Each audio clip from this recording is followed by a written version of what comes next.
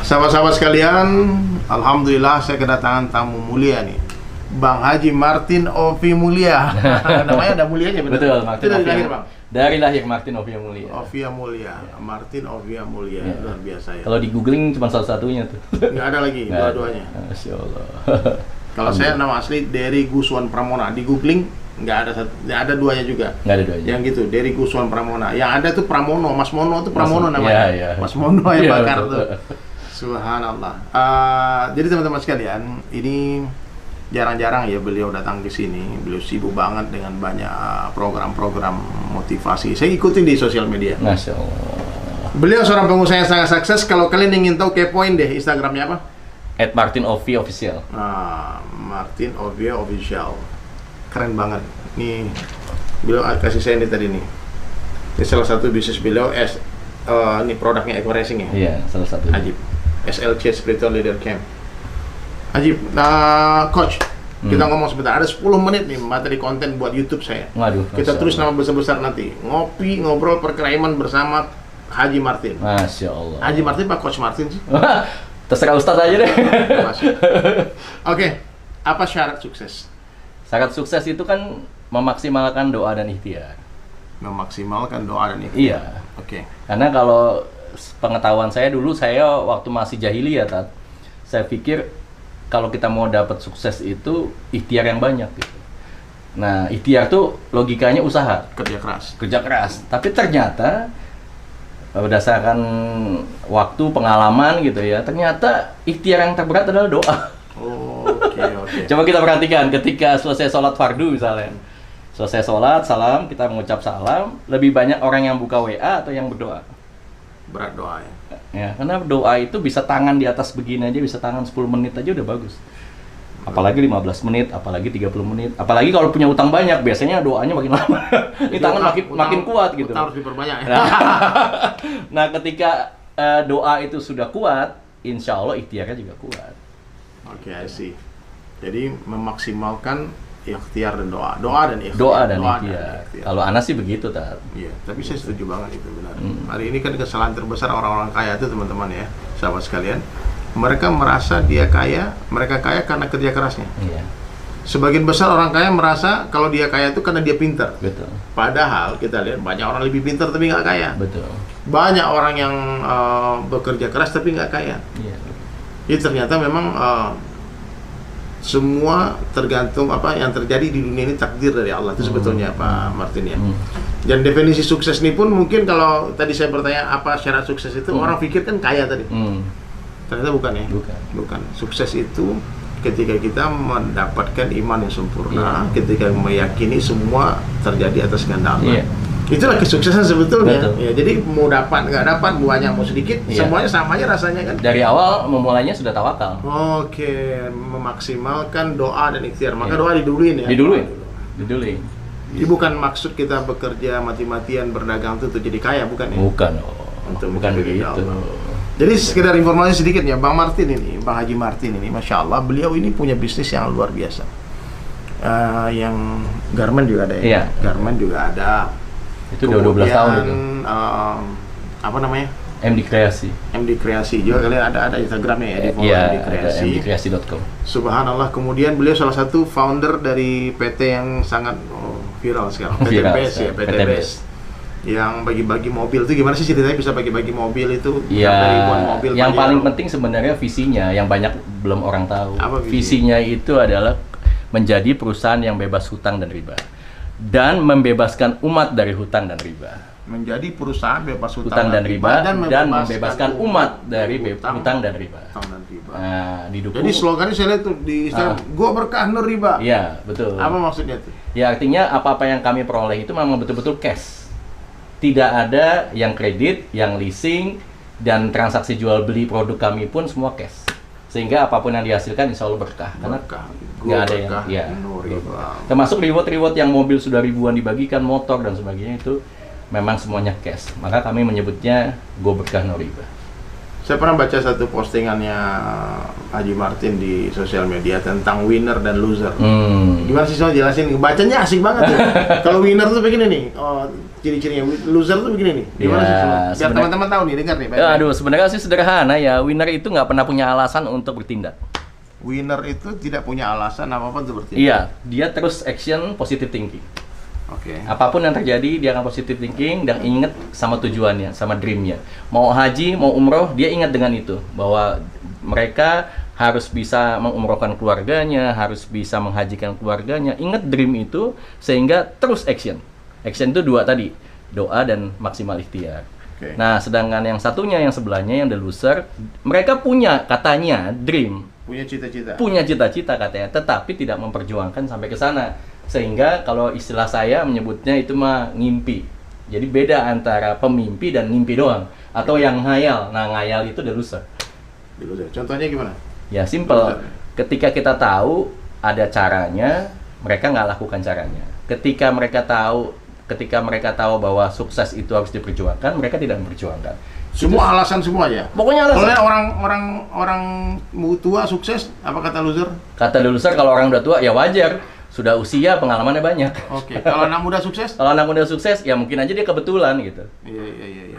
Macam-macam. Kalau orang yang sekolahnya tinggi, dia akan jawab ya jelas saja sekolahnya tinggi.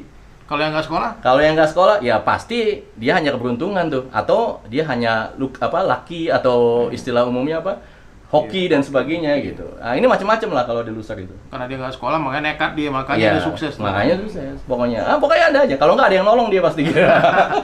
Kalau nggak ditolong itu nggak bakal sukses. Pokoknya ada aja alasannya. Ada aja gitu. Jadi loser ini dia punya alasan semua alasan, punya semua alibi untuk membenarkan sikapnya dia. Iya, betul. Sementara winner dia akan berjuang untuk mendapatkan apa yang dia cita-citakan. Betul.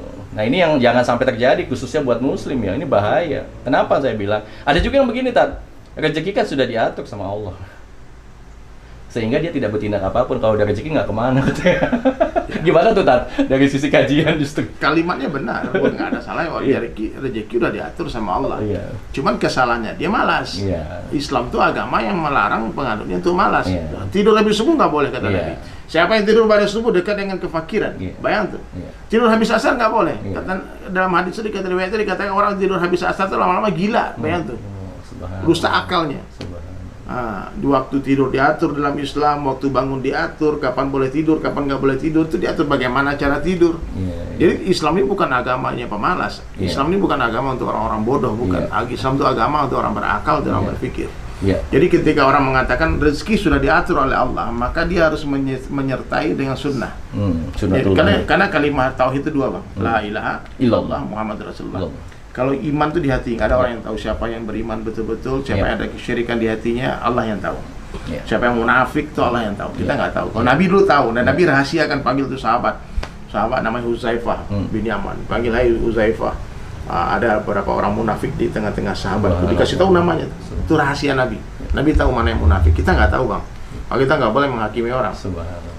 Jadi hati orang itu tentang iman, tentang tauhidnya kita nggak boleh menduga-duga, nggak boleh kita, dia kan pura-pura aja tuh beriman, nggak boleh. Karena satu ketika dalam satu jihad pertempuran seorang sahabat orang kafir di depan dia, tiba-tiba dia syahadat, dibunuh terus Nabi marah. Dia takut mati, dia pura-pura aja ngucapin, apakah sudah belah dadanya?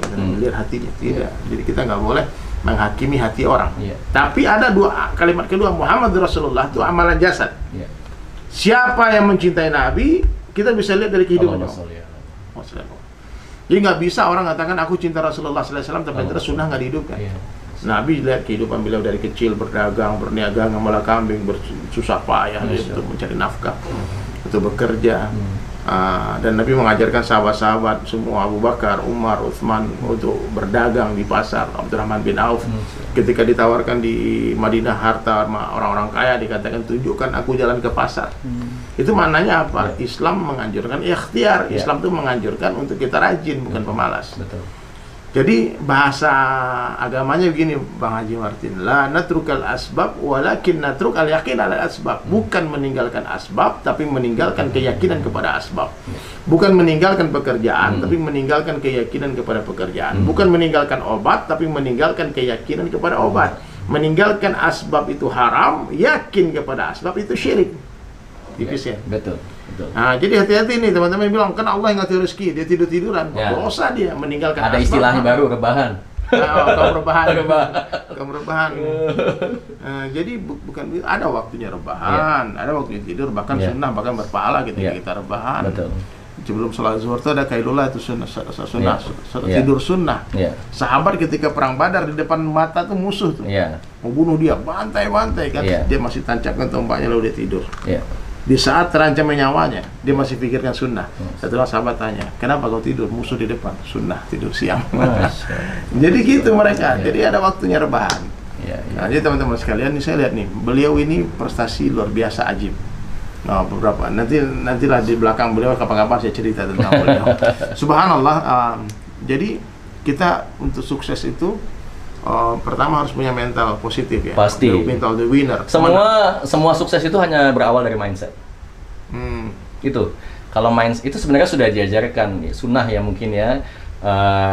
Hadis mungkin ya yang mengatakan bahwa Allah itu bagaimana prasangka hamba. Allah sesuai dengan prasangka hamba. Iya, sesuai dengan prasangka hambanya. Jadi kalau kita meyakini, artinya mindset kita baik. Yakin kita akan berhasil, maka kita tinggal minta bimbingan dari Allah. Ya Allah, tuntun saya agar bisa sukses seperti yang kami harapkan. Tinggal begitu, sempurnain lagi dengan sedekah banyak. Wah, cakep tuh. Jadi gini nih, yang penting ya, definisi sukses nih harus kita luruskan lagi ya. Definisi sukses nih ketika orang hatinya terbebas dari kesyirikan, itu sukses dia. Ketika kehidupannya menghidupi sunnah Rasulullah SAW, dia sukses. Jadi orang sukses itu maaf ya, bukan orang kaya. Jangan kamu pikir lihat orang rumah mewah, kalian pikir ya orang rumahnya mewah, mobilnya Ferrari, Lamborghini semua, sukses. Belum tentu ya, belum tentu. Karena orang Islam itu, apalagi kita orang-orang beriman ya, yang paling penting itu kan barokah. Gua berkah. Gua berkah. Antum tahu nggak berkah itu gimana Ji? Ya, berkah itu segala-galanya nikmat. Cukup nikmat. Kalau bahasa sederhananya gini Ji, berkah pada rezeki itu kata ulama seperti manis pada gula. Ya, buat apa kita punya gula 1 kontainer tapi nggak manis? Iya. Ya kan lebih baik kita punya gula 100 kontainer tapi manis. Bisa bagi-bagi orang kan? Iya, itu. Kayak Pak Uji Martini ya, tiap bulan nih bagi-bagi tontonan beras nih sama Haji Febrian juga nih. Ownernya PTB, luar biasa. Saya iri kadang-kadang bangun masjid di mana-mana. Itu orang kaya. Cari harta sebanyak mungkin, gunakan seperlunya, sisanya fisabilillah. Iya, bisa. Gitu. Jadi teman-teman sekalian, ada bisnis bagus nih dengan Bang Haji Martin ini.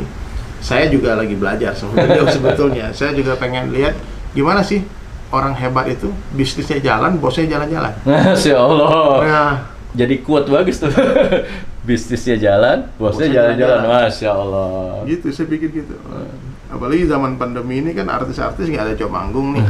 Tapi saya ada berkahnya, saya jadi pelukis lagi. Iya. Dulu bertahun-tahun saya nggak bisa ngelukis karena sibuk ini. Karena sebulan 1, sebulan 2 gitu aja Bang. Sekarang sebulan ini udah ratusan lukisan yang dibuat. Dan berkah saya dapat juga 1. Dapat 1. Dibeli lukisan saya. Alhamdulillah. Allahu Akbar. Tapi itu lukisan antum donasikan juga Bang, semua untuk madrasah. Askar Kauni. Kemarin kita dapat penghargaan Muri yang melukis 100 lukisan dalam waktu tercepat. Masya Allah. Kurang lebih oke. Bang Dendi ini kameramen udah berapa menit? 13 menit, cukup dulu ya. Cukup. Jadi teman-teman sekalian jangan lupa semangat terus. Gimana quotes terakhir kasih? Ya, menurut saya penting ya jadi sukses itu, terutama Muslim, karena jangan sampai Muslim itu tangannya di bawah, Muslim itu harus tangan di atas, ya, memberi dan bermanfaat untuk sebanyak-banyaknya orang, insya Allah. Itu aja dari saya, pesan dari saya. Go berkah, no riba. Aji. Subhanallah. Thank you Ji. Siap. Alhamdulillah.